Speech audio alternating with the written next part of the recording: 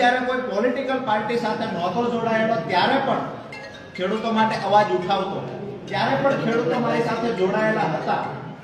હું આમ આદમી પાર્ટીને મજબૂત બનાવવા માટે ક્યાંક ને ક્યાંક મને જે થયું કે કોઈ પાર્ટી સાથે હશું તો આથી પણ મજબૂતાઈથી લડાઈ લડી શકાશે, એટલા માટે આમ આદમી પાર્ટી સાથે હું 2022માં જોડાયો। પરંતુ 5 વર્ષના સંઘર્ષ પછી છેલ્લે જ્યારે હળદળની ઘટના ઘટી તો મને થયું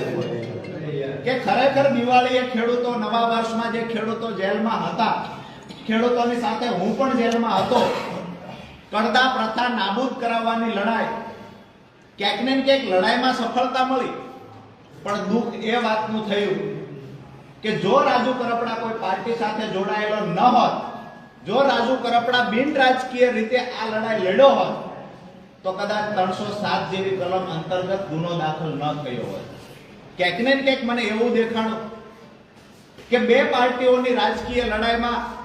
અમારા ખેડૂતો ભોગ બન્યા। દુઃખ ત્યારે થયું કે જ્યારે ખેડૂતો અંદર હતા, 68 ખેડૂતો જેલમાં હતા, એનો પરિવાર ખેડૂતોની રાહ જોતો। મને ખેડૂતો જ્યારે પૂછે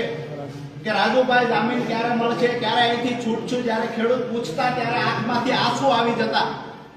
ક્યાંક ને ક્યાંક એ દુઃખ થતું હતું કે ખોટા કેસની અંદર 3 મહિનાની બદલે 3 વર્ષ રાજુ કરપડા અંદર રહેશે તો મંજૂર છે, પણ જે ખેડૂતોએ ક્યારે પોલીસ સ્ટેશન નહોતું જોયું એ ખેડૂતોએ જેલમાં જવું પડ્યું,